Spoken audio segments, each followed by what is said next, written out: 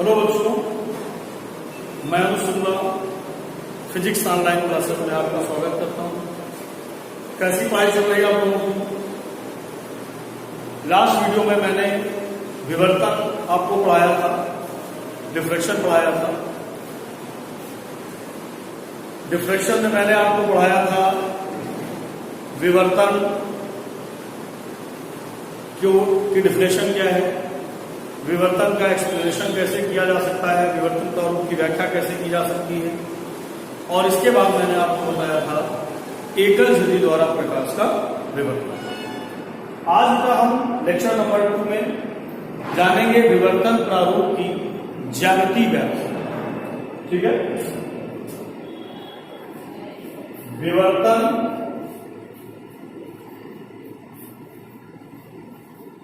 प्रारूप की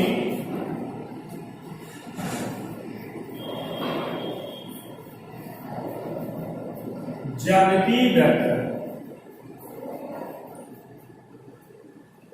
geometrical construction of diffraction pattern. आज हम लोग विवर्तन प्रारूप की ज्योमेट्रिकल कंस्ट्रक्शन देखेंगे। ठीक है, इसकी ज्योमेट्रिकल कंस्ट्रक्शन में विवर्तन प्रारूप को एक पर्दे पर प्राप्त करेंगे और इसको पर्दे पर कैसे प्राप्त किया जाएगा, आइए जरा ध्यान। इसके लिए हम क्या करेंगे,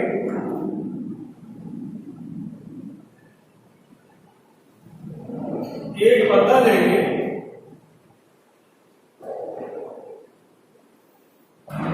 उस पर्दे में एक संकीर्ण रेखा चित्र कर देंगे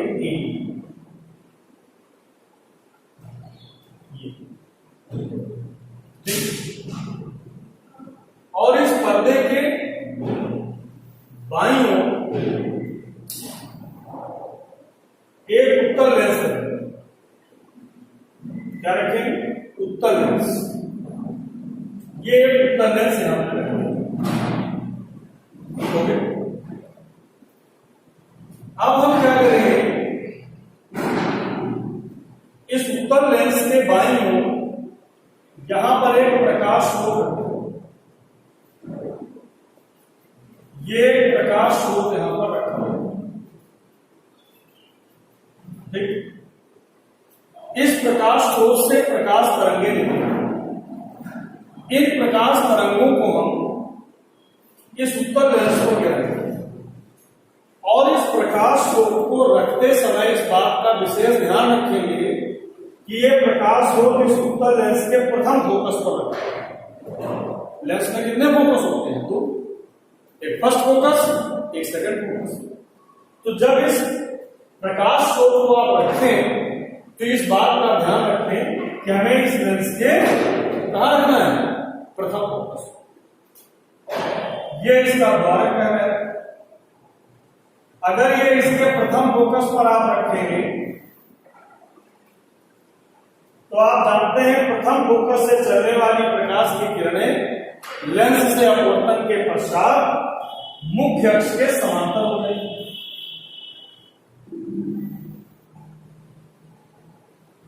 पैरेलल हो जाएगी और इस रेखा छिद्र से होकर गुजरेगी। इस रेखा छिद्र की चौड़ाई कितनी मान लेते हैं? स्मॉल। कितनी मान लें? स्मॉल। अब जब ये यहां से गुजरेगी, ये सीधी निकल जाएगी। यहां पर बेटा हमें और दूसरा उत्तल लेंस रख लेते हैं। जो प्रकाश की किरणें इस उत्तल लेंस पर समांतर आकर गिरेंगी, आप जानते हैं समांतर प्रकाश की किरणें जो लेंस पर गिरेंगी वो अपवर्तन के पश्चात लेंस के द्वितीय फोकस पर मिलेगी। तो ये अपवर्तन के पश्चात लेंस के द्वितीय फोकस पर मिलेगी और जो द्वितीय फोकस है इसी पर हम एक पर्दा रख देते हैं परपेंडिकुलर, जिसको हम लोग कहते हैं फोकस तल, फोकल प्लेन। क्या कहते हैं? Focal plane. ये हम लोगों ने यहां एक पर्दा रख दिया, तो इस पर बिंदु ऊपर कंफर्म। जब ये प्रकाश की किरणें ऊपर फोकस, लेकिन बेटा आप जानते हैं जब प्रकाश किसी संकीर्ण रेखा छिद्र से नैरो स्लिट से गुजरता है तो छिद्र के किनारों पर आंशिक रूप से मुड़ भी जाता है। तो छिद्र से ये किरणें पार्श्व बेंड भी करेंगे और बेंड करने के बाद लेंस से अपवर्तित होंगी और पर्दे के बिंदु पी पर मिलेंगे। कहां मिलेंगी? पर्दे के बिंदु पी पर मिलेंगे। अब देखो इस एंगल को कितना मान लें? थीटा। थीटा कोण पर यह प्रकाश की किरणें विवर्तित हुई। जिस प्रकार से किरणें ऊपर की तरफ विवर्तित हुई इसी प्रकार से किरणें नीचे की तरफ भी विवर्तित हो। तो जैसे एक व्यतिकरण तत्व O पर मिला, दूसरा P पर मिला, ऐसे एक नीचे भी मिलेगा Q पर। बात समझ रहे हैं? क्योंकि छिद्र से निकलने के बाद केवल किरणें ऊपर ही नहीं मुड़ेंगी, नीचे भी मुड़ेंगी। अब देखो जो प्रकाश की किरण A से O पर गई और जो प्रकाश की किरण B से O पर गई, तो A से O पर जाने वाली किरण और B से O पर जाने वाली किरण द्वारा तय किया गया पथ बराबर है। अगर पथ बराबर है तो पथांतर कितना होगा? 0। 0 पथांतर किस व्यतिकरण की शर्त होती है? संपोषी। यानी इसका मतलब बिंदु O पर आने वाली प्रकाश तरंगें किस कला में मिलेंगी? समान कला।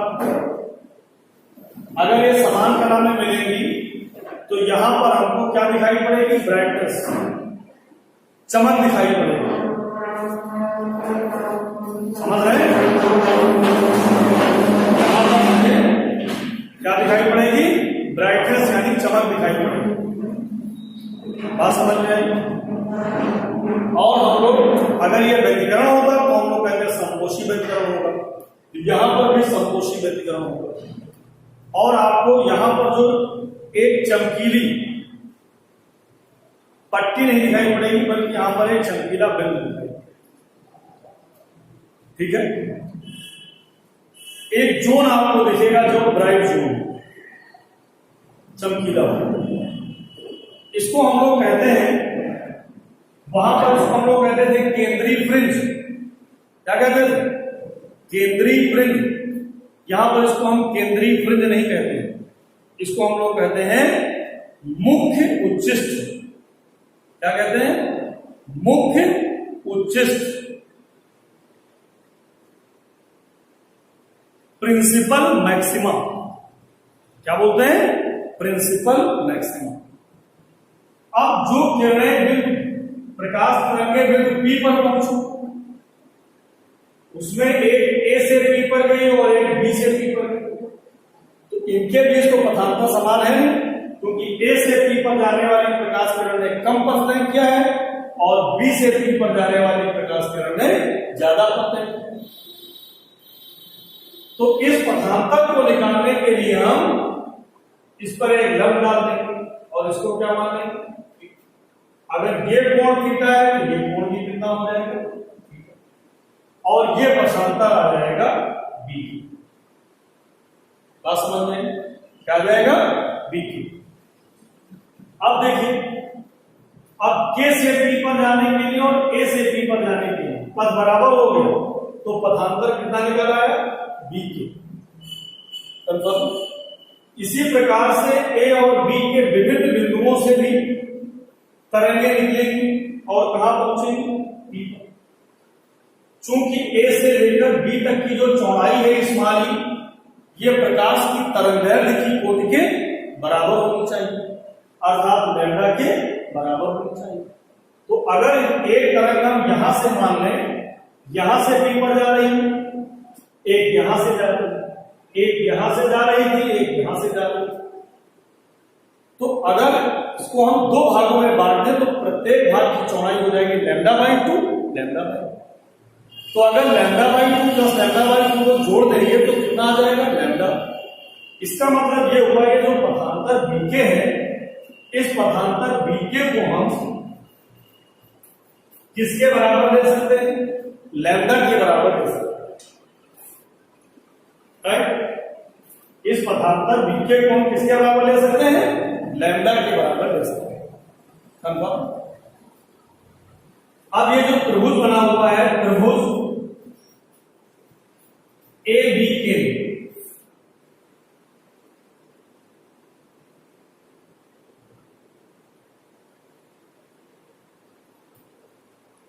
त्रिभुज ए बी के, अगर इसमें हम साइन थीटा का मान निकालें तो साइन थीटा बराबर किससे हो जाएगा? लंब बटे कर्ण। ये कोण थीटा तो लंब हो जाएगा बीके और कर्ण हो जाएगा एक, यानी साइन थीटा बराबर हो जाएगा बीके अपॉन ईबी, या साइन थीटा बराबर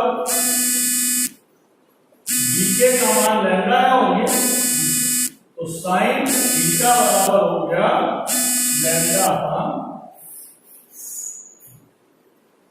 कंफर्म, समझ में? अब देखिए साइन थीटा बराबर आ गया लैम्डा अपॉन ई। इससे हम लोग बिंदु P पर व्यतिकरण प्रतिरूप की परिस्थिति फाइंड कर सकते हैं, दिखा सकते हैं। अब देखिए जिस प्रकार से बिंदु P पर व्यतिकरण प्रतिरूप मिला था, मैंने आपको बताया जो नीचे की तरफ जाएगा वो Q पर भी बनाएंगे। तो बिंदु O पर प्रकाश की तीव्रता सबसे ज्यादा होगी, तो यहां पर इसको जब प्रकाश की तीव्रता सबसे ज्यादा होगी तो इसको हम लोग कहेंगे आई, इंटेंसिटी ऑफ रे।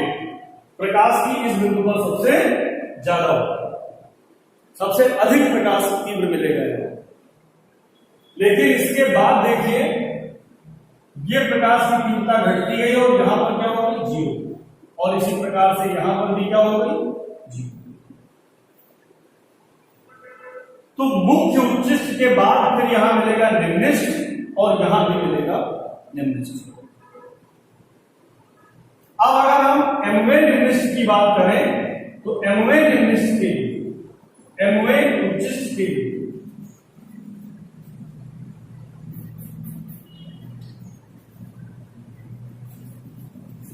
निम्निष्ठ के लिए साइन थीटा बराबर plus minus M lambda upon, जहां एम के मान कहां से शुरू होंगे? जहां एम के मान 0, 1, 2, 3 एंड अप टू 100। अगर 0 रख देंगे तो मुख्य उच्चिष्ट मिल जाएगा, अगर 1 रखेंगे तो लैम्डा पानी प्लस का भी और लैम्डा पानी माइनस का भी। प्लस का ये मिलेगा लैम्डा पानी और माइनस का ये मिलेगा, क्योंकि ये y अक्ष की धन दिशा में है और ये y अक्ष की ऋण दिशा। अगर यहां पर 2 रख देंगे तो प्लस का 2 लैम्डा पानी और यह भी ये हो जाएगा प्लस का 2 लैम्डा अपॉन। अब देखिए एक निम्निष्ठ ये है, एक निम्निष्ठ ये है, इन दोनों निम्निष्ठों के बीच भी थोड़ा सा प्रकाश पहुंच जाता है, इसलिए आपको यहां पर देखिए थोड़ा एक उभार दिखाई पड़ रहा है, चौकी दिखाई पड़ रही है। इसको हम लोग कहते हैं गौड़ उच्चिष्ट।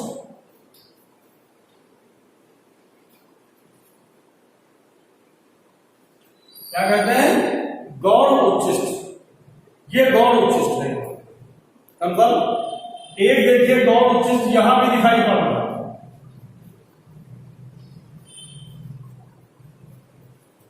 एक गौड़ उच्चिष्ट यहां भी दिख रहा है, तो दो निम्निष्ठों के बीच एक गौड़ उच्चिष्ट भी उसको प्राप्त हो जाता है, मिल जाता है। अब इसी प्रकार से अगर यहां पर 3 रख देंगे तो अगला मिल जाएगा ये प्लस का 3 लैम्डा अपॉन, यहां आ जाएंगे तो ये प्लस का 3 लैम्डा। लेकिन अगर आप ध्यान से देखिए तो इस आयाम के बाद इसका आयाम कम हो गया, इसका और कम हो गया कि नहीं कम हो गया?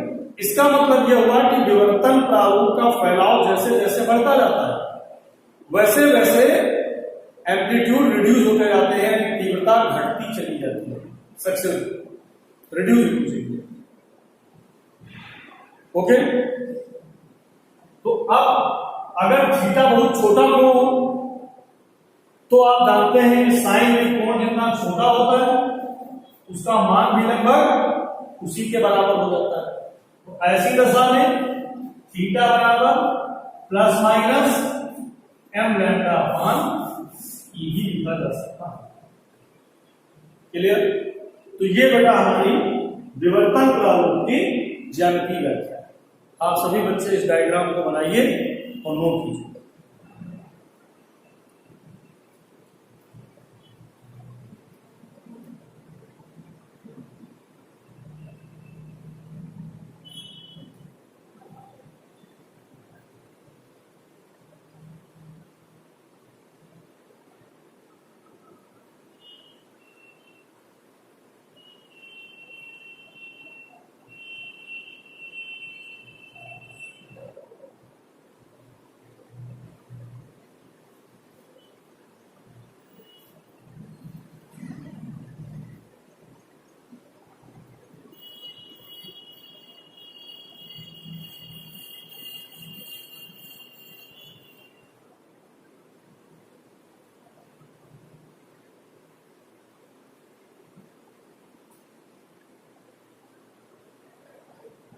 नोट हो गया बेटा सबका? तो ये हो गई हमारी विवर्तन प्रारूप की ज्यामितीय व्याख्या। अगर आप चाहें तो इस डायग्राम को आप यहां से हटाकर अलग भी बना सकते हैं। तो इस तरीके से बेटा जो थीटा बराबर प्लस माइनस एम लैम्डा अपान ई निकल करके आ गया और इसमें हम एम के मान रखते जाएंगे और मुख्य उच्चिष्ट की ओर ऊपर की ओर की भी निम्नलिखितों की स्थितियां फाइंड हो जाएंगी और नीचे की ओर की भी निम्नलिखित स्थितियां फाइंड होंगी। कन्फर्म? इसके बाद हम जानेंगे ये जो मुख्य उच्चिष्ट है, इस मुख्य उच्चिष्ट को हम केंद्रीय उच्चिष्ट भी कहते हैं। क्या कहते हैं? केंद्रीय उच्चिष्ट। अगर इस केंद्रीय उच्चिष्ट की कोणीय चौड़ाई निकालनी है तो कैसे निकालेंगे? यहां पर हम देखेंगे केंद्रीय उच्चिष्ट की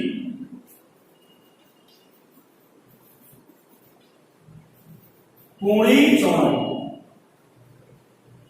केंद्रीय उच्चिष्ट की कोणीय चौड़ाई क्या होती है? केंद्रीय उच्चिष्ट की कोणीय चौड़ाई मुख्य उच्चिष्ट के दोनों ओर प्रथम निम्नलिखितों के बीच की दूरी होती है। केंद्रीय उच्चिष्ट की कोणीय चौड़ाई मुख्य उच्चिष्ट के दोनों ओर प्रथम निम्नलिखितों के बीच की दूरी होती है। तो केंद्रीय उच्चिष्ट के इस ओर प्रथम निम्नलिखित की दूरी कितनी है? Lambda by. पहला निम्नलिखित है अगर एम का मान 1 रखोगे तो थीटा बराबर प्लस का लैम्डा बाई आ जाएगा। 2 रखोगे तो 2 लैम्डा बाई आ जाएगा प्लस माइनस से काम आएगा प्लस माइनस का 3 लैम्डा बाई। तो थीटा का मान हो गया लैम्डा बाई ई और नीचे की तरफ लेंगे तो माइनस में तो केवल दिशा को रिप्रेजेंट करता है, दूरी नीचे भी लैम्डा बाई। तो कोणीय चौड़ाई कितनी हो गई? 2 थीटा। थीटा इधर हो गई और थीटा इधर, राइट? यहां पर माइनस सिंबल केवल दिशा को प्रदर्शित करता है। अब अगर हम इन दोनों मानों को जोड़ दें lambda by plus lambda by को, हमको तो दूरी निकालनी, तो बेटा कितना हो जाएगा? 2 लैम्डा बाई, यानी कोणीय चौड़ाई 2 थीटा बराबर 2 लैम्डा बाई। इसको हम लोग कहते हैं केंद्रीय उच्चिष्ट की कोणीय चौड़ाई। केंद्रीय उच्चिष्ट की कोणीय चौड़ाई कितनी होती है? 2 लैम्डा बाई ई, राइट? तो इस प्रकार से विवर्तन प्रारूप की ये ज्यामितीय व्याख्या होती है। स्टूडेंट, उम्मीद है सभी बच्चों को अच्छे से समझ में आया होगा, ये वीडियो अच्छा लगा होगा। आप सभी बच्चे इस वीडियो को ध्यान से पढ़ें और नोट करें। That's all for today. बहुत बहुत धन्यवाद।